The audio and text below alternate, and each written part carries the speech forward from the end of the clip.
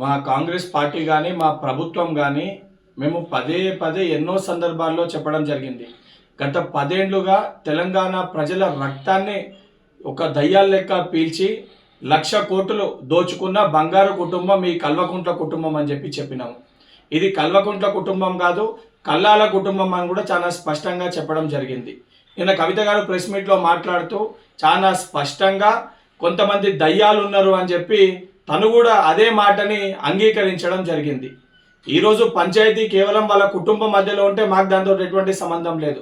కానీ ఆ దోచుకున్న 1,00,000 కోట్ల పంపకాలతోటి వచ్చిన పంచాయతీ కాబట్టి ఇది ఆ 1,00,000 కోట్లు దోచుకున్న మరి దయ్యాలు ఎవరు?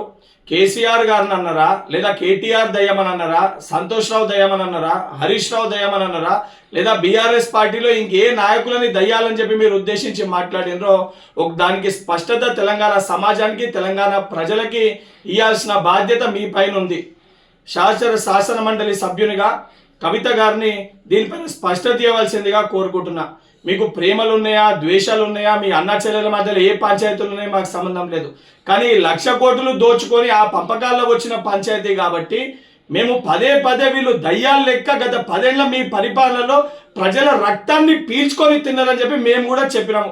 ఆ చెప్పిన మాటల్ని మీరు కూడా స్వయంగా ఆ కుటుంబంలో ఉన్న ఒక కుటుంబ సభ్యురాలు కల్వకుంట్ల కవిత గారు అంగీకరించారు. మరి అంగీకరించినప్పుడు ఆ దయ్యాలు, ఆ రాబందులు, ఆ రాక్షసుల పేర్లు కూడా తెలంగాణ ప్రజలకి స్పష్టత ఇవ్వాలని చెప్పి కవిత గారిని కోరుతున్నా.